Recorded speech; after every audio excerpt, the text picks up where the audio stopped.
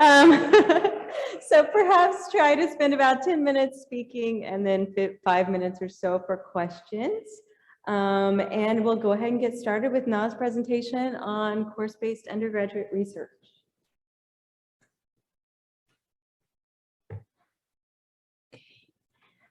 All right. Hello, everyone. Do we have Zoom audience? Hello? Yeah. Hi. You might not see me. I'm moving this direction, but hope you all can hear me clearly. Now, hello, everyone. Thanks for coming for this session. Very exciting to talk about undergrad research among my amazing colleagues. Now, what I will bring you the case today is called CWAE, which is course-based undergraduate research. This is an undergrad research model that actually incorporates a research component into the whole class. And I have implemented a kind of a similar CWAE. In one of my class, I want to kind of share some experience and discuss the experience. Let me see here. Now I will talk about the motivation, literature, and then more talking about the CWAE course-based undergrad research experience, both on the why we do this and also like what is a pedagogical approach to do this.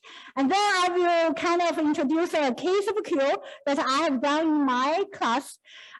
From the research project implementation, and I have some primary evaluation, student evaluation kind of data that give you, I guess, give us a taste of the outcome of CWAE. And I look forward to the discussion and future work and brainstorm with all of us. Now, the motivation. So, undergrad research experience usually happens in one of those forms. Either that is in the faculty research lab that undergrad basically serves as paid RAs. That's a very typical model for our STEM, science, technology, engineering, and mathematics kind of field that every faculty have a lab. You actually are hired as a research assistant in your undergrad, and then you get paid for your research work. Now, some of our agribusiness, ag-econ field have that opportunity too, depending on what maybe the faculty have the research grant that engage undergrad and paid work as paid RAs. Now, the second one, also very common, that our undergrad students enroll in an independent study. So basically, depending on how the independent study structured, the idea either comes from the faculty or most of the time from the undergrad students, and then throughout the one semester, it varies by the credit hours, that the teacher and the instructor work together on a research project. So that is basically students earn the credits rather than being paid money. Sometimes they do both. Now, the third category is sponsored research experience. We have these great resources from NSF, National Science Foundation, and USDA, U.S. Department of Agriculture. I explicitly talking about this since we have undergrad here to give you the background. We have these basically grant programs support specifically the research programs or research projects that involve undergrad. And I just talked with Jason yesterday, added the USDA one. I realized USDA also has one. So that is, usually this happens in summer. If I still need to learn more about this. Usually this happens in summer. You basically apply across the nation. Wherever there is a research experience for undergrad side, you can apply. And then if you go to selected, you will go to the site, let's say the site in K-State. And then you will go to K-State and then work with Professor Berktold for the summer and then get that experience, okay? Now, the last one is what I'm focusing today is a course-based undergrad research program experience. Now, why? Why we do CWAE is we already have the traditional model. So the undergrad research experience in faculty research lab and the traditional independent study has some limitations. First of all, very intuitively, there's limited students getting involved, okay? Because the Research assistant position is limited, and independent study usually is on one-on-one or one-on-field cases, so that is limited. And then the selection process for who gets to participate are constrained with many, with many limitations. First of all, students have to know the unwritten rules to be able to well position themselves in this position. For example, whether you have taken some quantitative analysis classes to get enrolled to some economic analysis, and whether you know certain programming. Now, that's some unwritten rule. And also, I think the second one is more problematic, is that students need to confident to apply and have the time to add research on their plate. Okay, now the problem of that is that think about who are the students who actually have a full load of class and have additional energy to research. And or let's say if the student actually is juggling to make the ends meet and is part-time while being a full-time student, this research experience definitely is not on the top list. Now, those students end up not exposed to this research experience. Now, the faculty side, of course, if faculty have a grant obligation and doing the research work, we want the best students to help us, right? So we are selecting, they are incentivized to take the best student academically and feed the project. Now, faculty has explicit bias as well in their selection. Now, the explicit bias from faculty and the self-selection of students who have time, energy, resources to get involved in research lead us to realize that we have two overarching problems with the traditional undergraduate research experience. One is that only a subset of students can participate in undergraduate research. Two is that these students who participate tend to be from more privileged background. Okay, now, of course, we want to address that. There is solution one, which is faculty member takes the initiative to diversify who does research in the faculty lab. Basically, is really trying to address these implicit biases. And that really creates the second one. Hopefully, we are doing a good job, but still we have limited students participating. Now, that's where the Q comes in. Course-based undergrad research experience. So the idea here is that all students get enrolled into a research project as long as they enroll in this class. Okay, if we embed the research into classroom, basically it's open to the students whoever enrolls. So that is why the Q. To be honest, I learned this. Oh, I should acknowledge first. Some of the materials in the presentation actually comes from the University of Arizona Q's Institute. Basically, it's a workshop for really promoting and training faculty on this Q model. So that's the clear. And when I hear this Q idea, I'm sure, like many of you, the first question in my mind is, how do I do it? And then, can I manage it? But what sold me on this idea is this point. The equity aspect, the equity benefit of the Q model really make me feel like this is meaningful. This is why I do this. So that's why I kind of really trying to kind of lay the ground. Why is this model? Now, research has already documented the course-based undergrad research experience, which is QS. They actually shows the very same benefit as the traditional undergrad research experience, like in the faculty lab or in the main study, which includes the following. So I put this diagram. This is how I usually think my teaching and think about what students do in the classroom in their experience.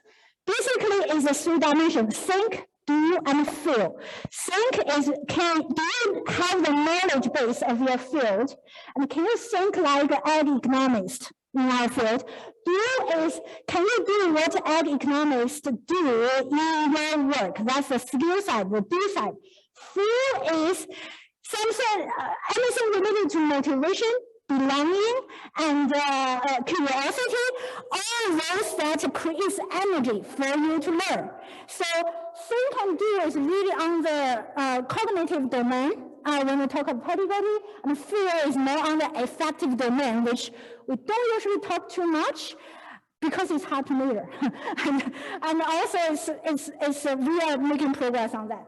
Now, the research has already documented that the Q has very similar benefits towards students' knowledge, content knowledge of your field, as well as the skills, research skills, quantitative skills, experimental design skills, all the skills as a in the do dimension, as well as the full part from the last two that research document enhance student science identities. And then increase the persistence in undergraduate science. So that is the literature on the side.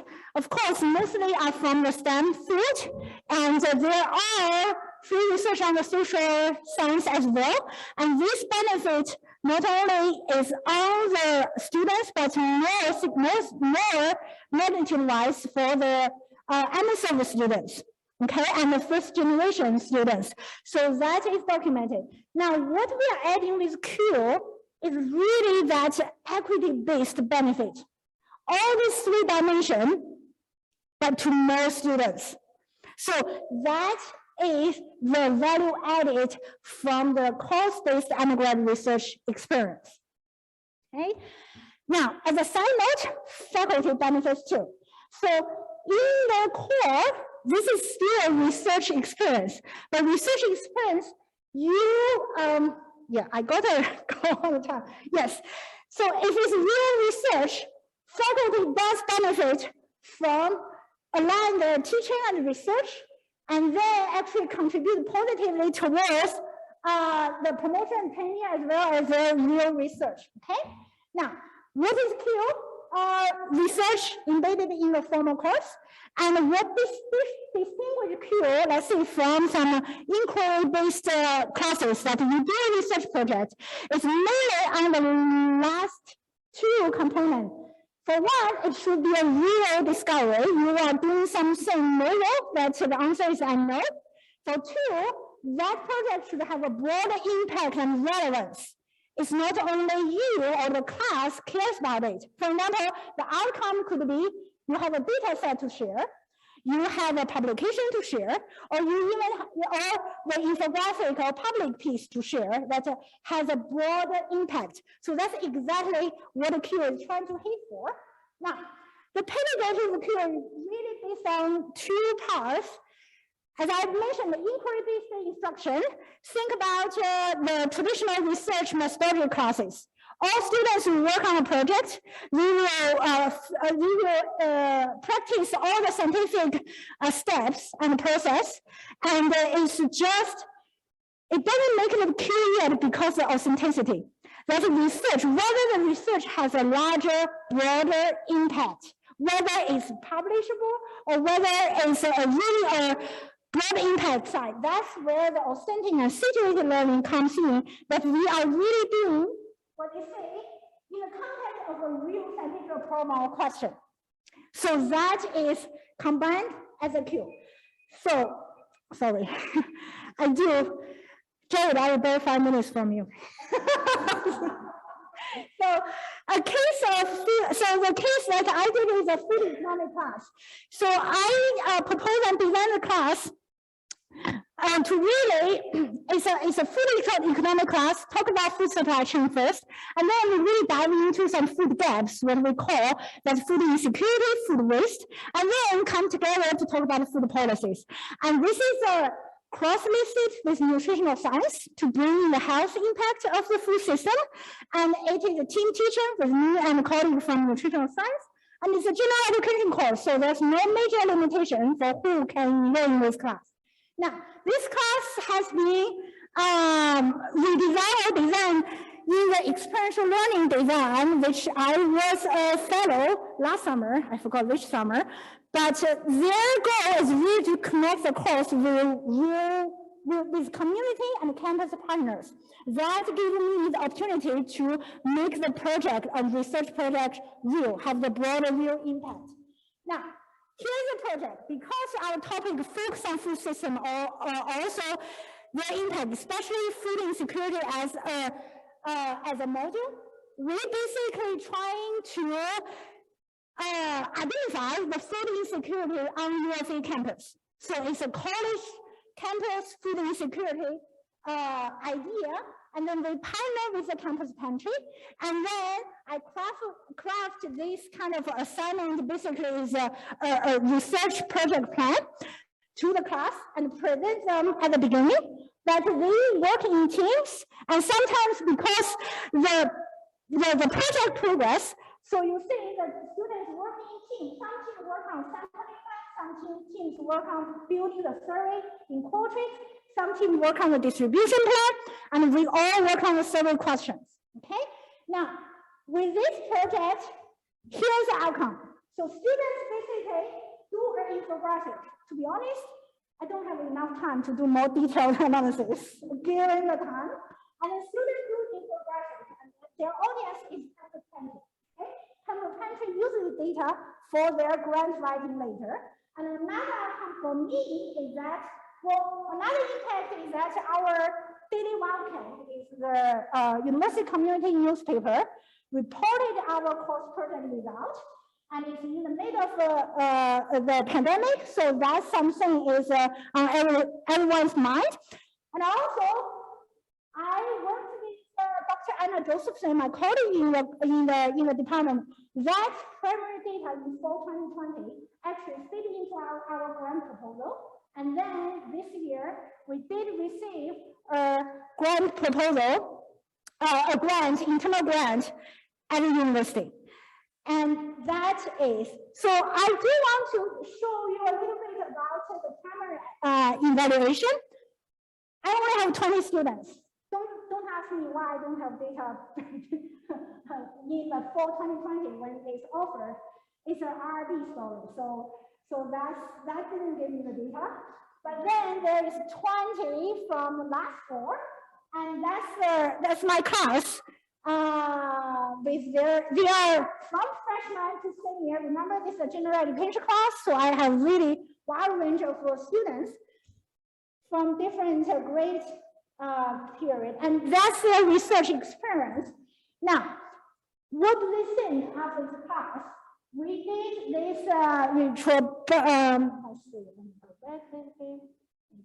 we did this survey, ask students to kind of compare this class experience with the other class that they get involved in their undergrad career. So basically, we are trying to kind of see any effect on some statement, how strong they are agree. So in this category, the largest change is, for example, here, I'm thinking like a social scientist. The others is from other class, from external from other class. The Q is from the Q class that we experience. One meaning strongly agree, one meaning strongly disagree. So if you see it's going down, it means the Q did. There are more percentage of students think more strongly on one statement. In this three graph, the larger change is I'm thinking like a social scientist. So that's a larger change. And if all three differences are statistically significant, even though keep in mind it's 20 sample, 20 student sample. And then I asked about their opinion about science research is a team effort, and whether they like a research project, and whether they're motivated in research. So all have improvement when we compare Q course and other course. Okay, now. Right. Yes. Probably going to have to move on to the yes. next one. Yes. Yes. I'm happy to discuss any questions if there are any. Sorry, that's a bad example of timing and timing. Yeah. Question being asked while I pull up the next one. Does anyone have a question for now? Sure. So it speaks to making sure that it's equitable in terms of including more students. So it's sort of the supply side.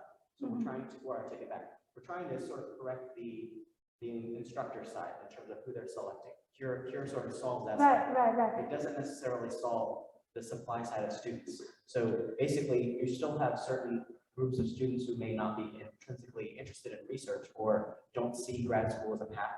And so they still aren't necessarily going to enroll in the class. Right. So the incentive of students is really, if it's general education, they are required to take certain level of general education. It's just whether the topic meets their interest, not necessarily whether they are interested in research, but the topic of the course. Yes.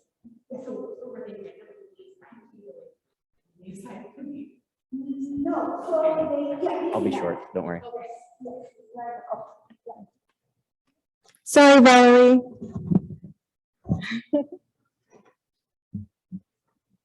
Is it good?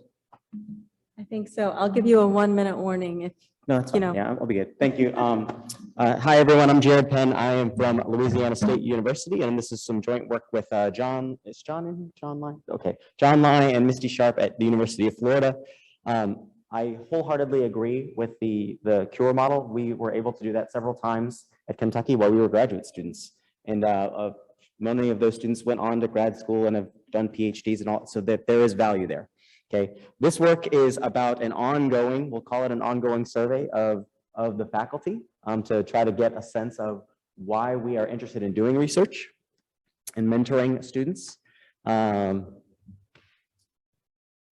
the pointer go? Okay.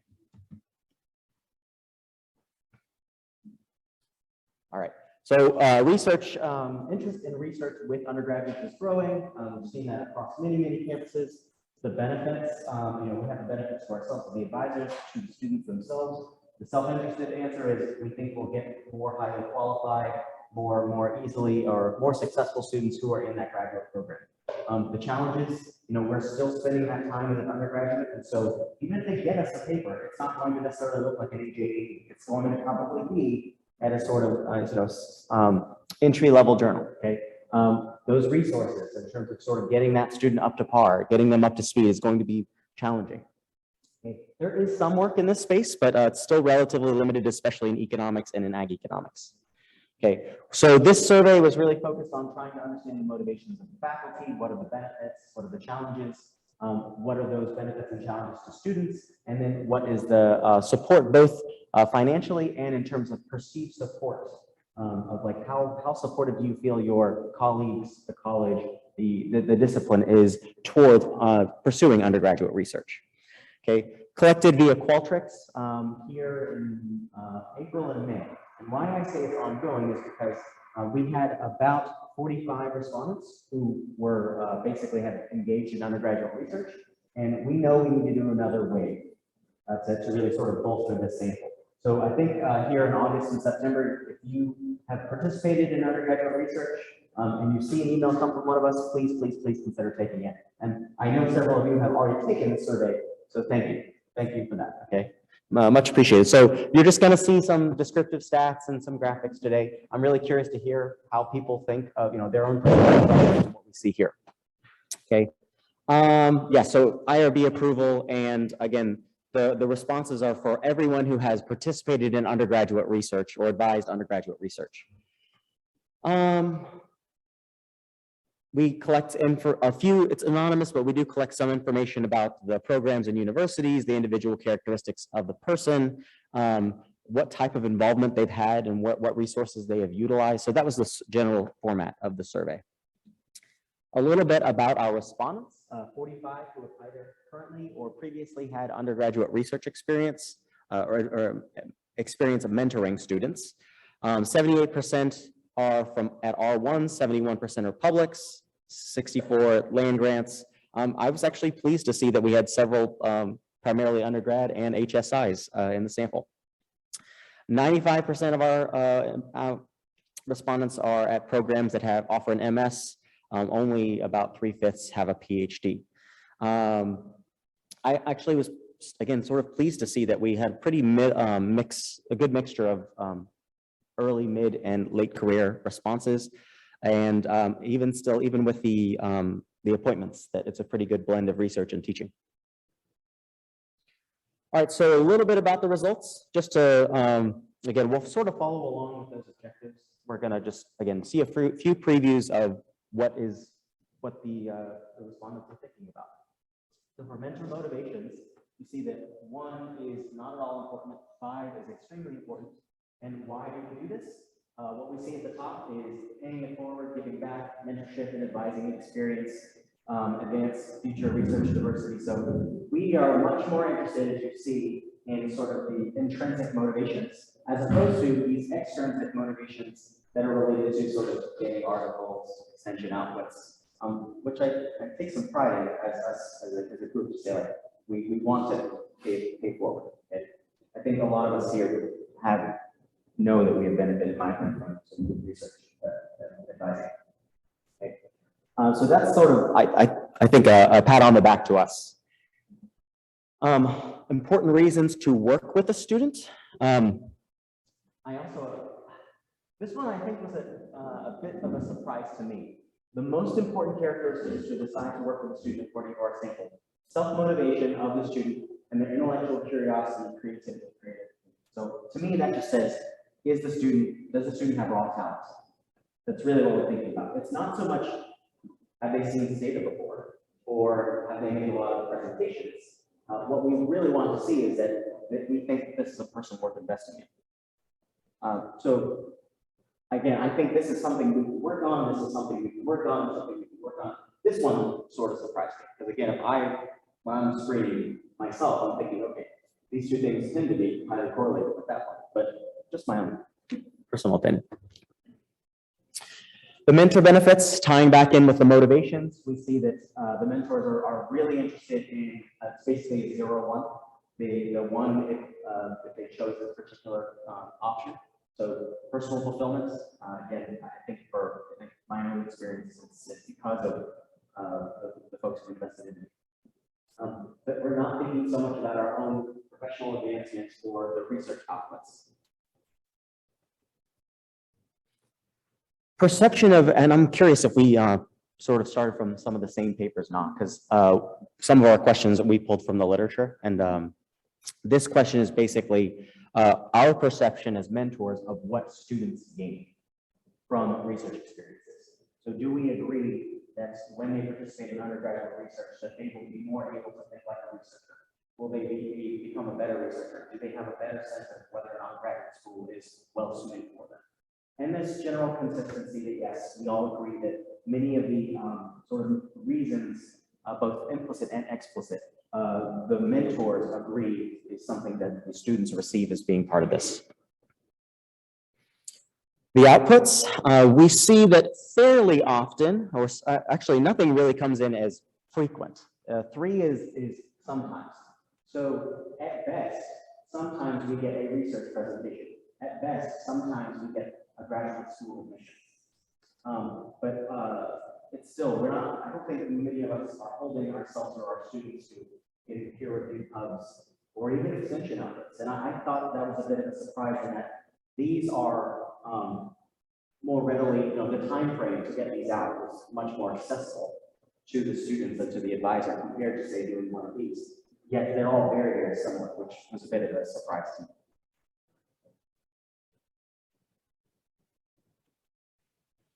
Challenges. What are the big issues related to working with undergraduate researchers?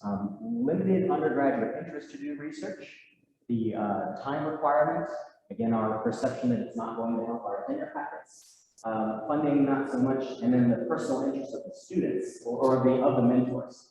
So this will tie in again in another slide, but the big issue I think that we'll see on this next slide is those perceived barriers to undergraduate research. Overwhelmingly, it's that research opportunities, students just aren't aware of what we do.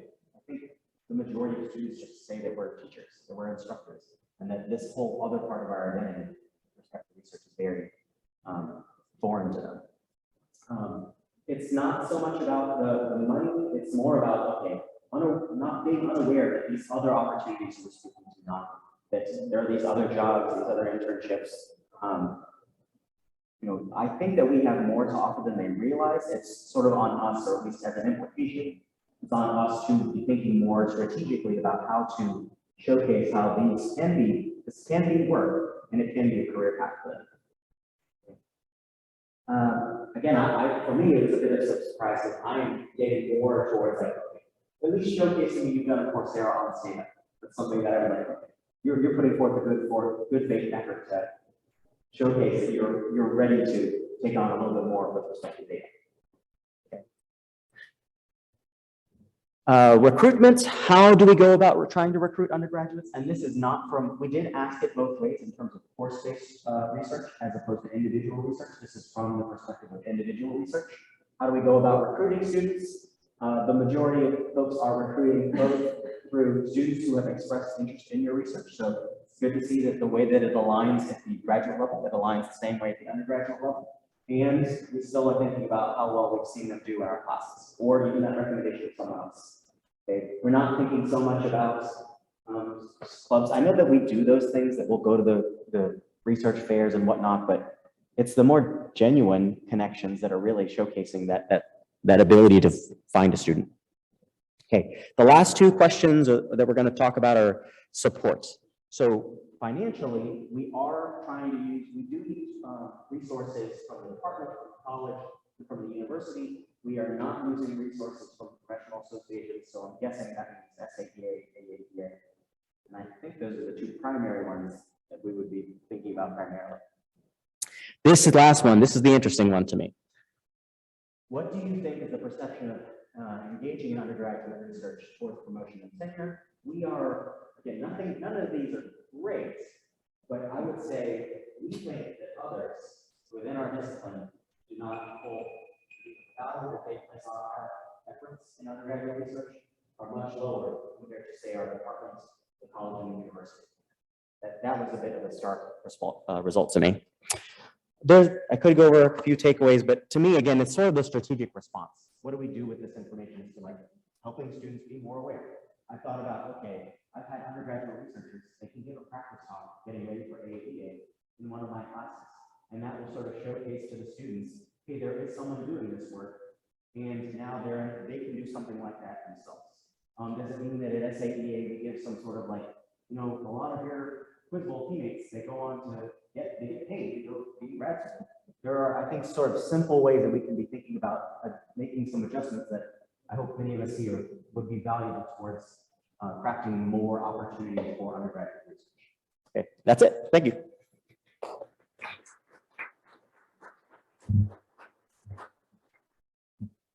All right, any questions for Jared? And again, we hope to do another wave very soon so we can get many more responses and just share that wave in our future issue in the publication. Yes. Something you said about context. I was interested in what you said about the student demonstrating their interest, and then they had to have done it on Coursera on data. Well, so and again, that's just something for me. If I was trying to find a way to sort of have a simple screener of the students' genuine willingness to work towards being prepared to work with me. A Udemy that takes 10 hours, or Coursera is sort of, but if the person has a willingness to sort of on their own, acquire some basic data skills, that's for me, is a very strong signal. So you have to Coursera's on the data that exist, or Oh, no. I'm not. But I think most students are aware that opportunities for online education on their own are pretty readily available.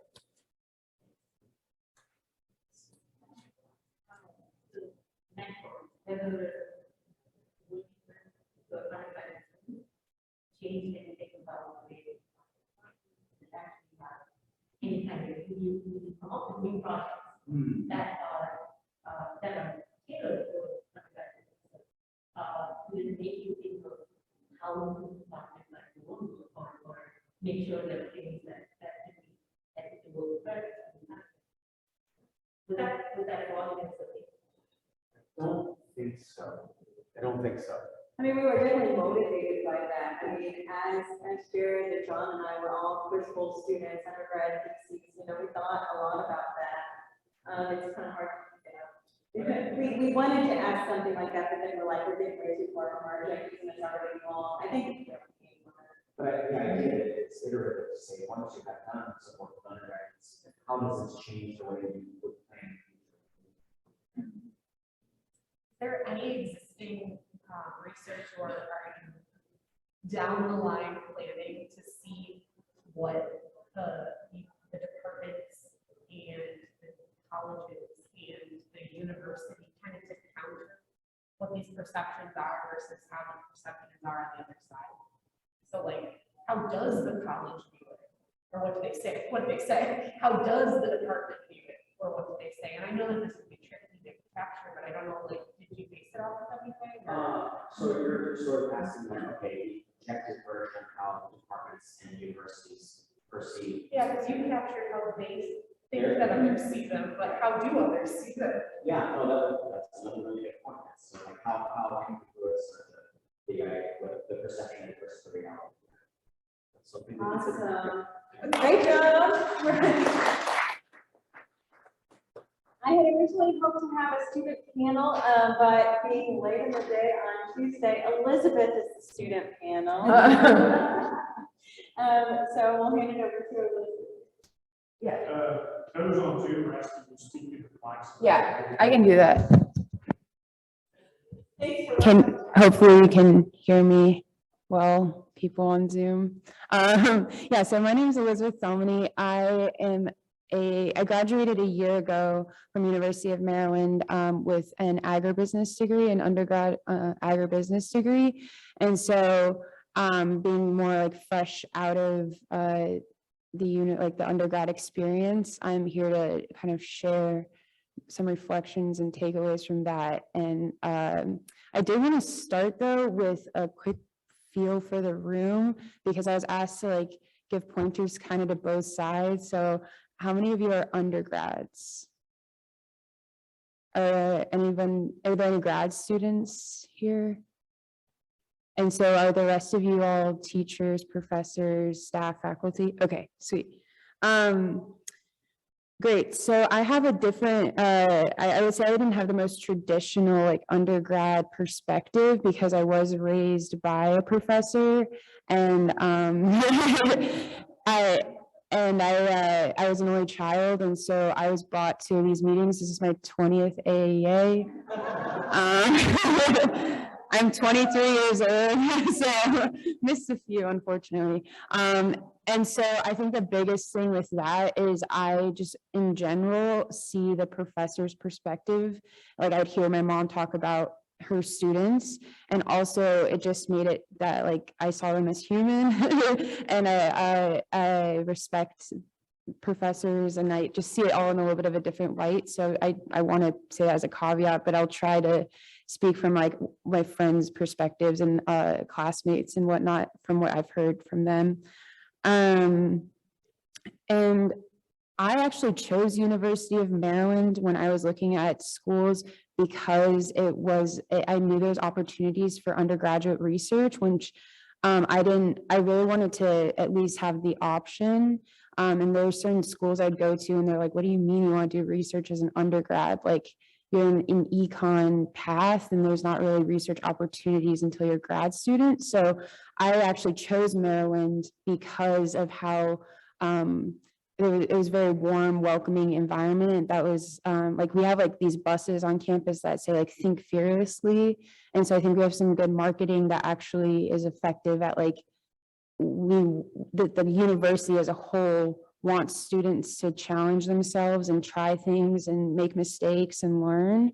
And so I think just even that environment helps students like see that that's an option. So there is that as well. I got really in research because I did something with the business school in a separate college called the Snyder Undergraduate Research Experience, which was really cool. It was like a 1-credit class. You got, I think, a $500 stipend. You applied with a research idea and a potential mentor you had in mind. And then the output was a poster that you presented at Undergraduate Research Day in the spring, and then a research paper that they have a collection of all those undergrads who are in the experience each year that the program has been going. So it's funded by someone for that program to happen in the business school, but it was open to anyone at the university. So there's people doing things with pesticides or like engineering and surveys and psychology. And so it was really cool because it was like, there's no wrong answer. You can do your topic on whatever you want. I would say the biggest weakness in that program was getting the mentor lined up, because there wasn't always as much of an incentive for the mentor to spend the time. But I had just taken Paul Geringer's ag law policy class, and he was really like an approachable person. So I asked him if he would be my mentor. And then that got me in the pipeline to then start working for him after I was done with that program, helping with the Ag Law Education Initiative, which is an extension program for the state of Maryland. And so it was more legal research that was involved in like econ. And so that's kind of how it all started. It was a professor that I then was in this experience that I connected with, and then that kind of got me into the job after that. So, but it was hard to find opportunities to be paid at all for research. There's plenty of opportunities for like free research, but yeah, college is expensive. So kind of wanted some money for it, at least something to compensate for my time. I would say like, I really appreciated research-based projects within my upper level AREC classes, because what we've kind of talked about, there's a time limitation and also like the incentive. So I had a few classes where half of your grade or quarter of your grade, whatnot, at the end, you all prepare and then get to choose something that you're interested in, and then pursue that and like write a paper. Or there's a few different things. Like I took my R data class, and we were supposed to find our own data set and try to do some of the stuff we've been doing all in class. And like the last project being something that you are trying on your own. And then obviously the professor was open for any questions, help, and whatnot. So I think those are a really good option too, to integrate into courses, because it allows them, you're challenging the students to ask questions, and then they can come to you, and it's more of a dialogue because you're expecting them to do research basically. And then another along the same lines is I had some courses in, we would like look at academic journals and help, they would kind of like open it up for discussion, like, and help you read and understand how to read and approach academic journals and reading like a publication, because those can be hard to read when you're an undergrad and you don't know the econometrics, but you can still get something from the paper and start thinking more like how researchers think by learning how to digest it. So that was also really helpful, making it more approachable. So one was actually in the geography department, and it was a 3-credit upper level, and we were expected to read like 3 academic journals a week, and then not journals, sorry, publications within a journal, and then come to class and have discussions and like what were the big takeaways. It was an interesting class, but then like in my econometrics class, he wanted us to just see how understanding different like like heterogeneous, heterogeny, and like in the real world. So one of our like assignments was just to go find an academic publication and understand the applications of the econometrics we were learning. So that way he just included it in the class without having to spend like the whole class on the papers. But I liked that. And like extension publications, like sharing those in a class to just show like how different research is done and how it's shared and displayed, because I think then it makes it more accessible for people for the students to really like learn it and get, ask more questions and get into it. And then last thing, mostly for the faculty, before I say some things for the students, is that I think being approachable is like the most important thing. And also you might think you're more approachable than you are coming across. And so I don't know if you have like a kid or a coworker or someone like, am I approachable? Like maybe, because I know like some people used to say I was not approachable because I always had like a stern look on my face, but I just realized if I smiled just a little bit more, I would look a little more approachable. So there's like, you don't know like how you're always perceived. So especially in classes, I think, but like, for example, Paul, who is now my boss still, he had like memes on all of his slides. So like GIFs and things. So it was like, he was super approachable because he was basically like making fun of his presentations while you're in class. So, that's something important. So on the flip side for students, and also after seeing some of the statistics from Jared and those results from the survey, is that definitely take advantage of access to professors. I know you've probably like heard that a million times, but as someone who actually it did provide a lot of opportunities because of that. So, and I can always do more feedback. Last thing I'll do real quickly is I put up a bunch of my posters that I've made because that's a really common way for undergrads to present research and do research, if this works. There we go. So this is my first ever poster, and I wanted to put it up here because I think it shows that I was learning how to do research. For example, those graphs should be way bigger and there should be way less words on the poster. And so I kind of went through the process. Then I was like, wait, I can actually add color and have a personality. And I also tried doing this in Publisher, and I don't know why I made my life harder. Definitely just do PowerPoint most of the time. I think it's, and then again, it just gets to more figures, less words. And so I think this is just like an example of like when you are a student or if you're helping students, research is always going to be like a learning outcome. It's not going to be perfect the first time. And I'm still learning how to make things better. So I just put these up there for that. And you can get creative like this. I had a word cloud to make it less wordy, like text heavy. And then I put a QR code because this one had like a online database to use. Always check your QR code works on your own phone. One time I thought it was a right QR code and it led to something really weird. So especially before you spend a lot of money printing. And then also this is, I put this together because we still have a lot of undergrad students doing stuff and they kept getting asked for examples in my posters. So I just made a shared Google Drive. It's not, I made a Google Drive of all of those. And there is a QR code that does work. Last thing, sorry, is you can also consider printing posters on fabric so you can travel with them. This is where we got ours because I got asked that a lot. So I asked my boss, like, where'd you get that?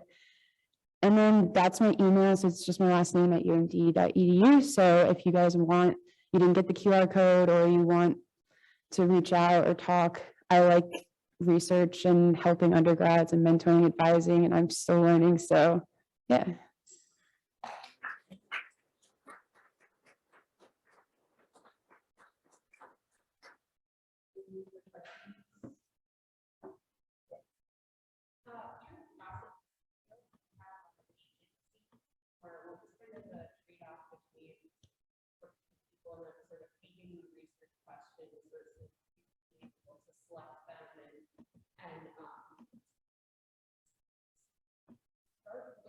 Like you just made yourself vulnerable and showed us the progression. Like, how much was it? Did you get micromanaged? Did they let you make your own decisions?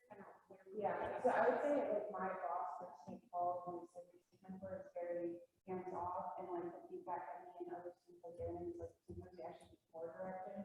So that's my team. And then also I think all the professors when we did have research thing to do it in class, it was all like, we want you to be interested. We know that this data is stuff and statistics are not fun. So if you want to go into statistics about baseball, and it was that. So they wanted us to enjoy it, but find ways like and so I think that's really important. So I guess discussing some maps and like on the table and we're going to like, oh, we have to do this. And I'm like, "Ooh, I have to see it." But then transition, we can talk after. This is great. Awesome.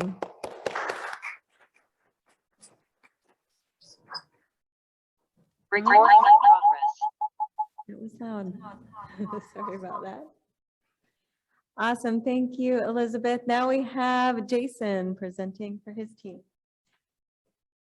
So thank you. So I'm glad Na presented first because I think mine follows up. So I'm going to present. My name is Jason Berthold. I'm a professor at Kansas State University. I'm the editor of the ECR as well. I'm going to present something we put into a seed grant to develop an interdisciplinary undergraduate research course. And kind of walk through what we did. And this is a seed grant proposal got proposed. We were able to take students kind of a little bit different model that incorporates. I'm not sure if it's quite pure, but it's interesting because it follows along some of those. So you can think of the pedagogical background has already been provided. So I will skip it. I'm not going to provide those slides because I forgot. And so that was nice to have that. So I will find out where the, oh, I guess we just go here. Wow, okay. So motivation. Interdisciplinary research courses are incredibly rare, especially in undergraduate. And so we wanted to offer, and undergrads, as we've seen, have a strong pool of potential untapped research capital, and they can be really strong researchers. Some I've had undergrads as strong as some of my master's students in terms of the quality. And maybe global food systems, climate change, why do we need to think? Because there's a lot more what are being termed wicked or these interdisciplinary problems that require multiple disciplines to interact. And that's kind of the reality facing us. And so we developed an interdisciplinary course. The name is not too catchy or anything. It was applied interdisciplinary field methods and experience. The purpose for us was to expose students to interdisciplinary social science methods for collecting and analyzing primary data, field data in applied research setting. And so we actually, unlike them defining the problem, they did have some freedom, but we gave the overall topic. Our approach was experiential and problem-based learning. In the course, you can see the discipline crossovers. So we had topics that related from agronomy, agricultural economics, geography, sociology, and philosophy of science. Layout, this was a 1 to 3 credit course. I think all the students took it for 1 credit. And one of the reasons was we provided them a scholarship to take the course under the grant, and it paid for the 1 credit. We had 8 students. We purposely made this a mixed course, and we found this to be a really awesome model. We had 6 undergraduate students from a number of different departments, ag econ, geography, and chemistry. And then we had 3 female, 3 international, and 2 underrepresented minorities. But we had 6 undergrads, and then we purposely brought in 2 PhD students. And these were new PhDs, but some people had some research experience already to act as kind of an intermediary between the students. And there were 3 professors teaching this course. So it was team taught. And the 3 professors are down here at the bottom, my colleagues, Audrey Jocelyn and Marcellus Caldus. So the problem we focused on was wildfire in the southern US plains. I'm not going to spend a whole bunch of time here. It's just to say we have a lot more wildfires than we used to have with extreme weather. We're hearing a lot more about them. The reason we got interested in this is there's not a lot of coverage of the wildfires in the Great Plains. We've had some of the biggest wildfires in the country. In 2017, the Starbuck fire burnt over 1 million acres in 2 days. And so our wildfires can get, they're talking about the 55,000 acre wildfire here in California. We had 150,000, we've had 250,000 acre wildfires in Kansas in the last year. So anything over 100,000 acres is a mega fire. They burn in 1 day. So plains it's a different ecosystem on how they burn. We don't get the coverage on that either. They make the news like once and then they're gone. So it's interesting. There's a whole side to that on what that's caused, but we're interested in these mega fires. And there's been 16 between 2006 and 2018, over 100,000 acres in the Southern Plains. Multiple of those hit high hundred thousands into the millions. Particularly why we were interested is we have an NSF grant that came out of this funding looking at CRP acreage and the potential. There's some anecdotal evidence that we were seeing in the popular press that CRP acreage potentially increases the frequency or severity of these wildfires. That's of interest because this area that we did our study in, which is down here, is the most heavily populated area. 25% of all CRP land is in the Southern Great Plains. Texas and Kansas account for 20% in the US. And so we were interested in CRP and in perceptions of wildfire and also impacts on conservation. So that was kind of, it's been seen in the popular press. There's some great articles if you're interested. You can pull those off online. And so we developed this course, a 15-week-based course in spring of 2020. So you'll know what's coming up too. So week one, we start off in January. So this is kind of what we did in the course to kind of give you a rundown. So we start off with an introduction and background to research and philosophy of science. So we actually talk about Hopper and like falsificationism. We talk a little bit about at the beginning, kind of like what is science and the scientific method, and trying to give them a holistic view of that method. So they start off with readings there, and then week two, we jump in, what is the research process? And from a really high level view, okay? We then, in week three, really get them down into the kind of the dirt. We give them the broad problem situation we're facing for the grant since it's funded by a grant, we think we need to, the general problem. And so we ask them, so how do you come to a problem statement? So if an issue comes up, how do you arrive at a problem statement or a hypothesis? And so that's one that we spent quite a bit of time that week exploring that kind of question. Week four, we get more into start actually defining hypotheses. So we spend quite a bit of time defining what is a testable hypothesis and how do you do that? From very simplistic approaches to very complex, but we kind of cover that. And so they do a lot of background reading up front early in the semester. They're also reading during this time about wildfires and background about the research problem. So we don't throw them all at once. We kind of verticals a little bit. We start with popular press and then move into kind of more publications. We also take them through research ethics. So this is social science. So they all go through human subject training. And we actually go through the IRB application as well as through the city training modules. And so they all have to be approved to be able to do this project in our class. We have a field experience with this. And then we start examining how do you collect data collection. So we have a hypothesis, we need to collect data. We did semi-structured interviews, so we have a survey and an interview component. So we developed initial kind of questionnaires, and then we have them edit them and add on to them. So they can have their own questions, both qualitative and quantitative. So we teach them both methods. They actually learn how to analyze qualitative data. We have one of our geographers was an ethnographer. And we also do qualitative data from a survey perspective, or sorry, quantitative data from survey data. Week 6 and 7, this is where we do question development. We develop a questionnaire, we test it, we do training in class on how to do interviews. They go through readings. We actually do practice interviews. So they go through kind of that training process. We test the survey out with other students. Experts in the field will test it with their friends, stuff like that, okay? Not as long as you want to do it, but we did some of that prior. But the big thing was spring break. So to take our course, we had to agree to go on a spring break trip with us to Liberal, Kansas. That's a spring break hotspot down in southwestern Kansas down here in the balmy cold weather of March. And so what we did is we took all 8 students with us. It was 2 of the faculty, 8 of the students. We did 75 interviews over a week, over a 5-day period, with 2 people.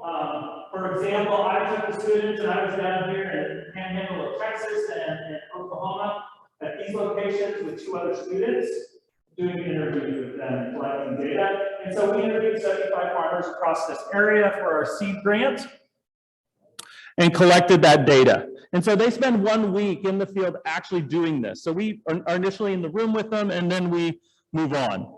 So we collected 74 data points over 5 days.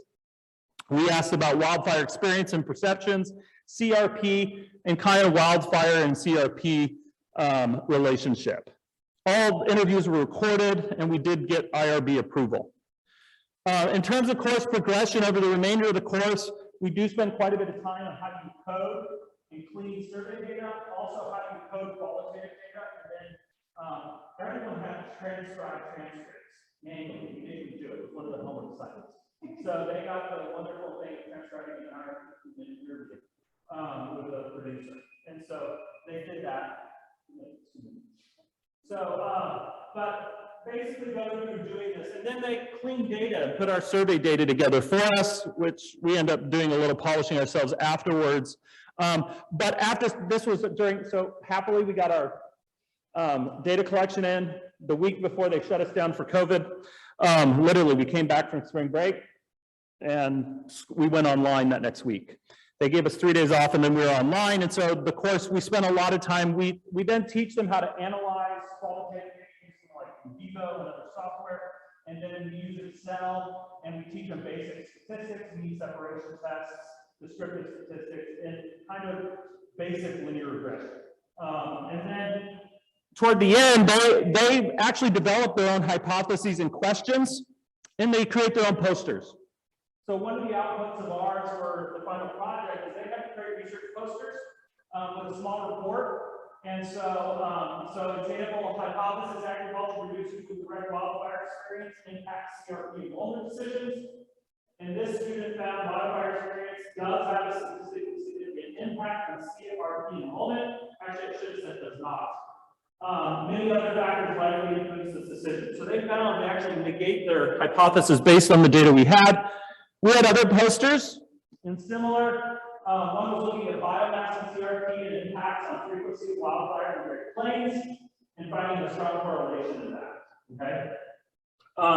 And so we did kind of the peer review. How we graded the posters was based on how the other students critiqued. Everyone had to critique everyone else's posters and provide actually explicit, we identified what we wanted to see. And then we based grading on that.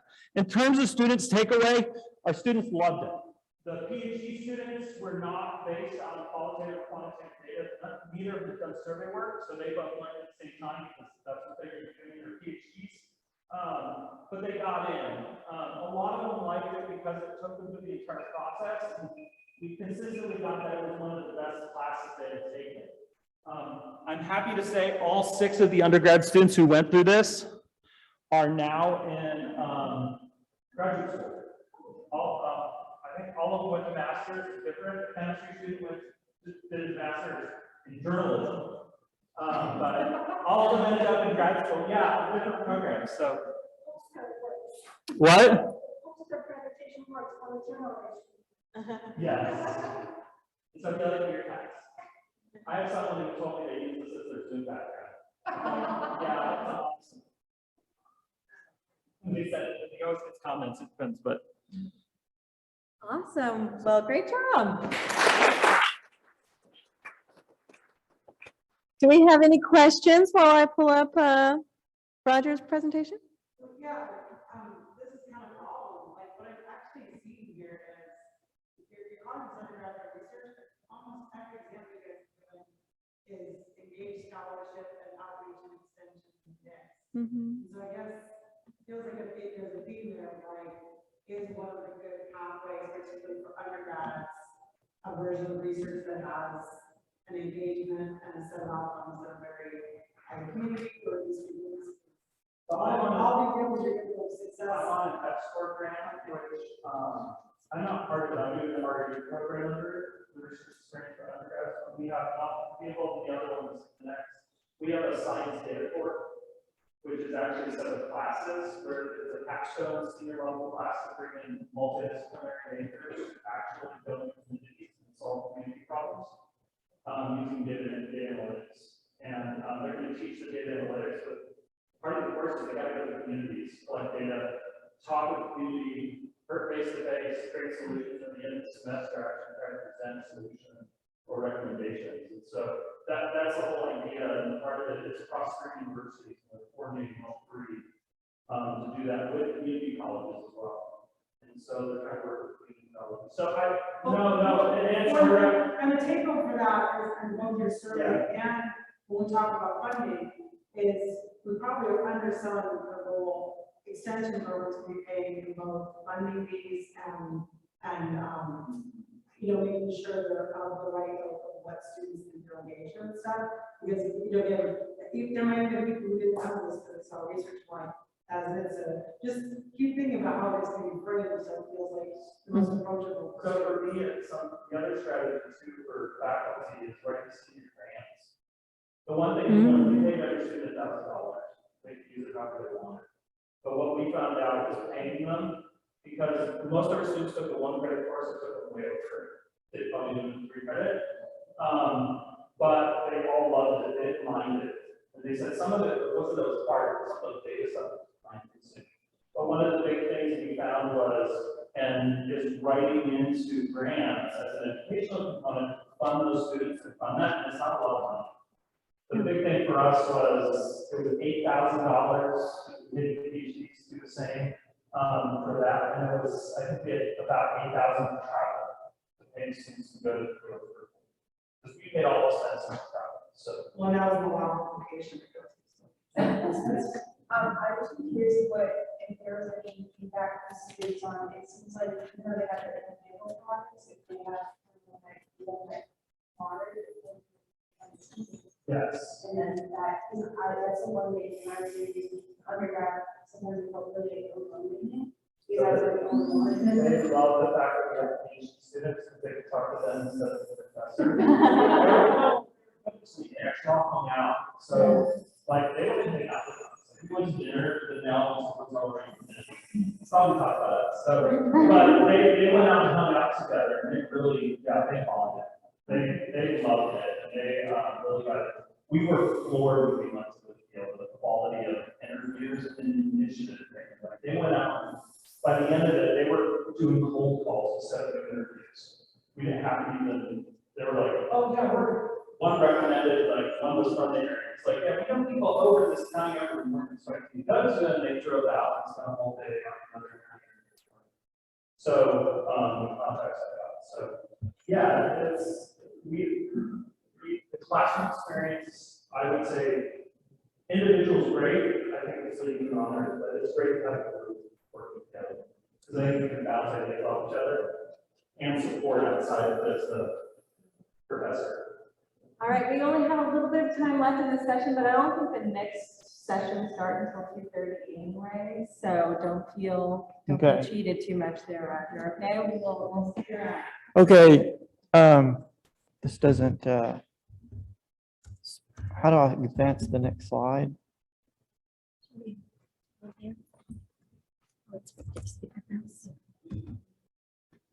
Click here.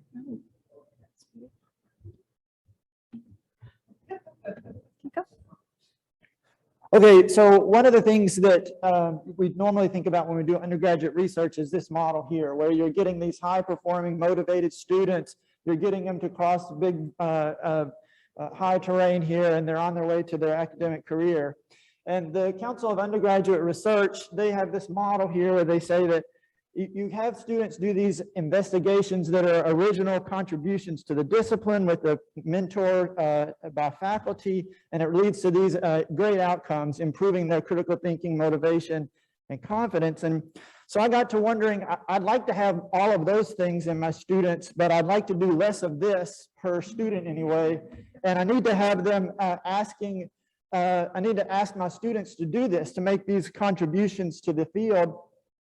It makes me realize that original contribution doesn't necessarily mean significant contribution. In terms of a publication or even a presentation, a lot of business and other kind of research doesn't ever get published, for instance. And so I wonder what happens if we get the student to just this point, where they feel really accomplished and they ask themselves, what else can I do? It's not a significant contribution.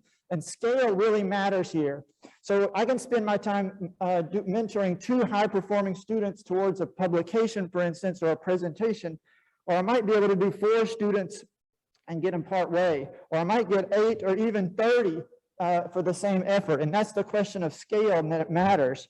So what does production at scale look like in this context? Well, we need to go to the classic model of scale production, the Model T. We realize that Henry Ford said we need to apply rigid standardization to the work tasks and the end products. We basically need to ignore what people care about, because if we can't offer it at cost, it's not going to be available to everyone. And so we're really talking about a totally different model here. So Ford froze the design, cut the costs, lowered the prices, cut the production time by 1/8 and the cost by 1/3. So what does this look like for undergraduate research? And look at those work tasks, the student investigation and the faculty mentorship. We've got the end products, let's say with paper or presentation. It needs to have some original thought in it, so it can't just be gathering ideas from other people and citing those in the paper. But we're not going to shoot for publication, at least not a refereed publication, and we're going to apply the same idea, rigid standardization, or I like to think of this as radical prescription. And that's what I want to talk about here. I had 40 students in a class, they're junior level independent study, so they're doing an independent study here, basically. These are not the high performing students, 2.4 average GPA. They have a couple of basic writing classes and the principles class in economics. Apply the radical prescription and the rigid standardization, and what does this look like? So I created this online textbook. It's free, triplesilver.com. You can look at it. It has several different kinds of analyses. I've got 4 of them built out, but 2 of them are only published here. And I want to talk about these, but I'll just point out the one I'm going to talk about now doesn't involve doing field research and gathering price data from the field.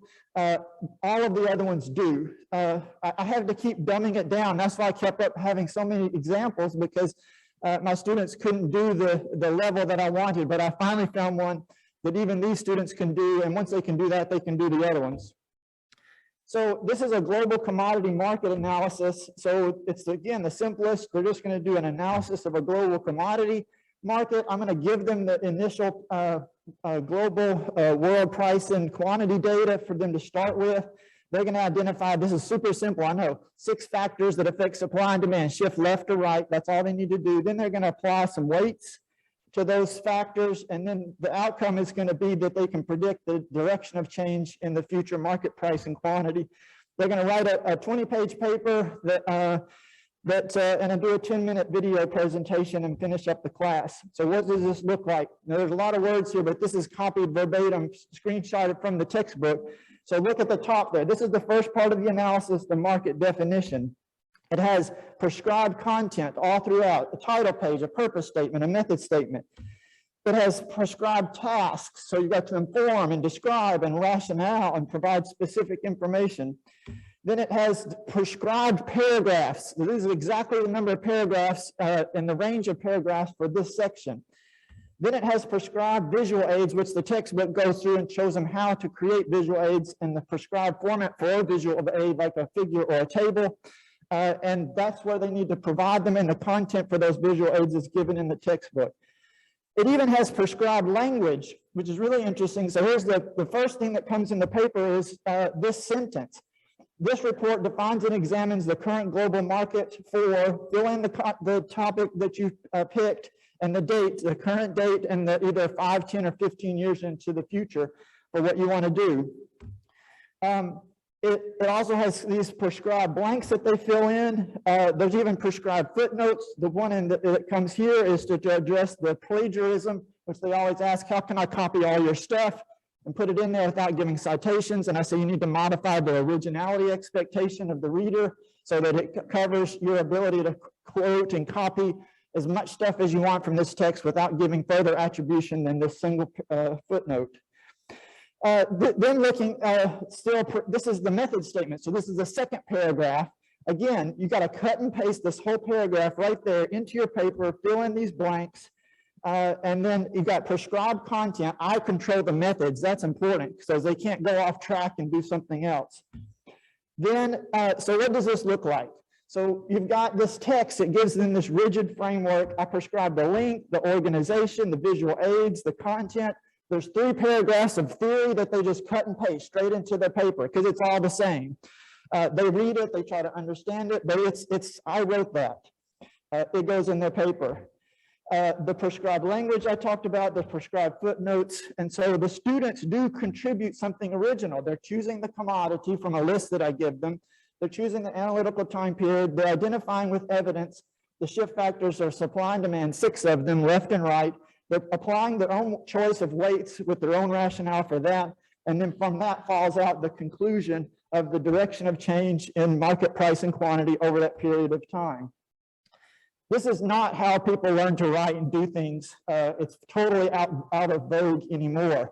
The way you all learned, I think almost everyone here learned, the way I learned to write is this process expression approach where, you know, you have students that come into class and you tell them, okay, explore with your mind some ideas and identify some topics that are interesting to you. So you spend 3 weeks doing that. And I'm thinking, I got 16 weeks and I've got to get you something in your hand that you're proud of before you finish the class, or you're going to think this was a total waste of time. So the process expression approach isn't working. The ideas are important. They say this creative process. You know, we don't really need to worry about the deadlines because you'll learn more about the process and how to apply it effectively to meet deadlines. But for this class, you don't. That's what's typically taught. I love this quote from Hal Varian about how to create a model during your spare time. And he's like, you know, it's like fine wine and cheese and it's got to grow. And, you know, I mean, I do that. I think about my papers too, but my students, I'm not sure that's what I want them to spend their time doing because they got 16 weeks. So the alternative is this product imitation approach. This is where we focus on the model text as the starting point. We focus on quality, at least quality within the context of a pending deadline that's really important.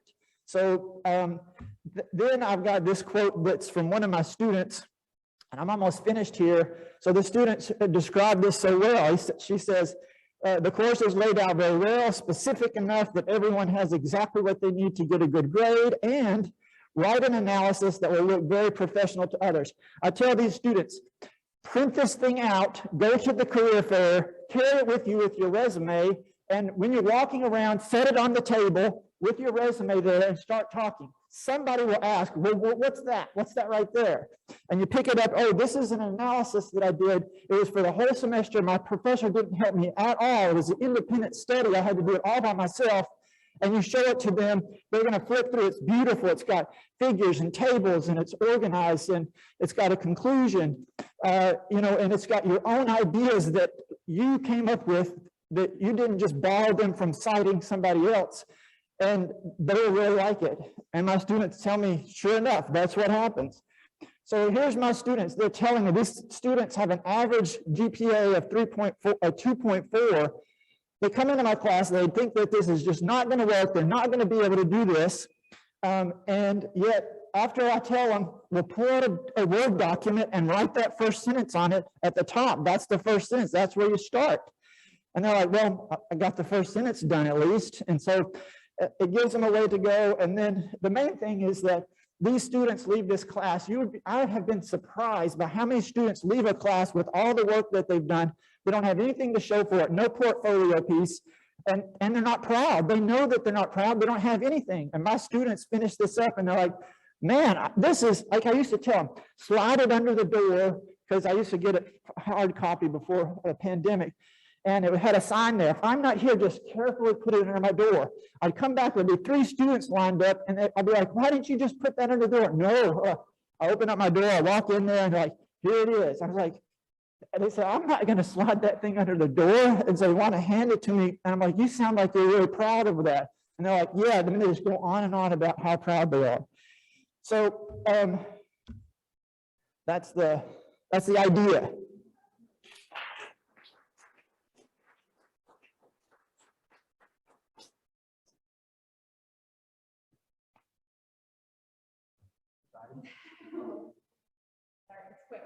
More comment than a question, because we promised that you really lost me at Henry Ford. But this is really cool. But this seems very Well, what is the question? I'm told to months ago, I'm a lot of effort. There, when we talk about skills, and we talk about the skills in business, we see that here that the words don't want those syllabus skills.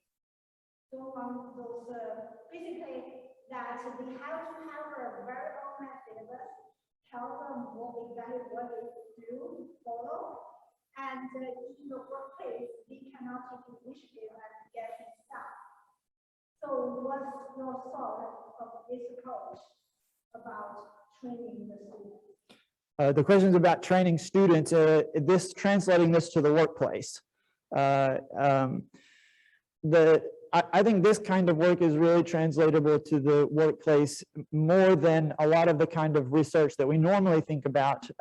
These students are able to go to those job interviews, even to graduate school interviews, and say, I know how to put my ideas together with existing evidence and existing theory and come up with something that is a recommendation or a forecast.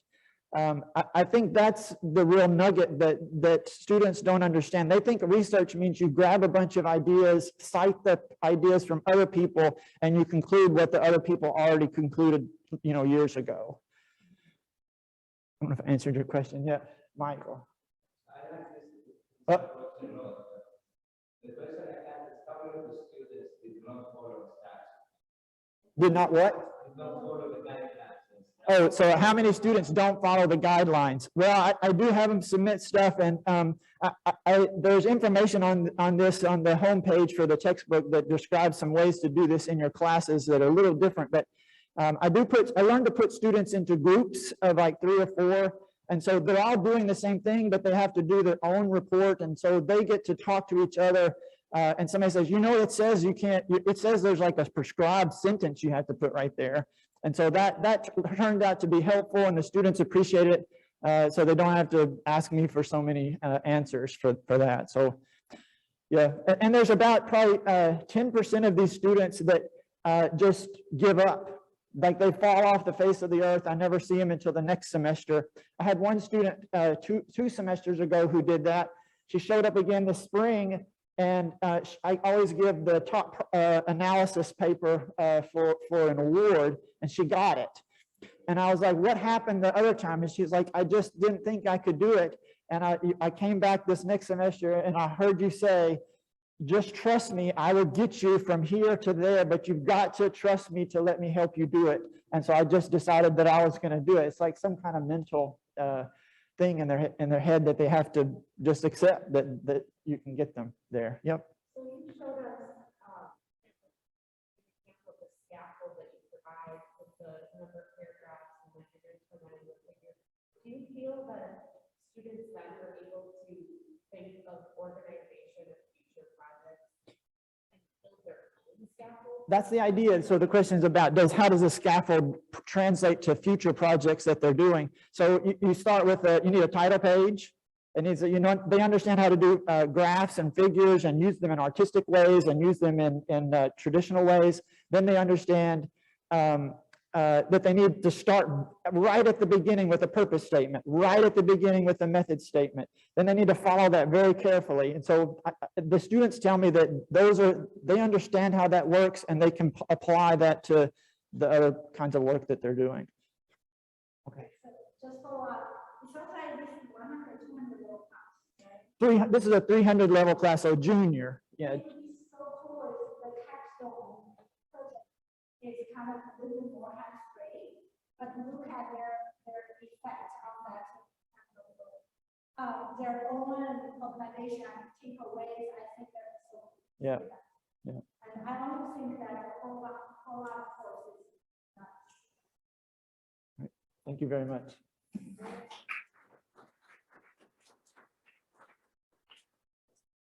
All right, I think that's the end of this session. Thank you to everyone for participating, including the people online. Reach out to me if you have any needs. Thanks, online folks.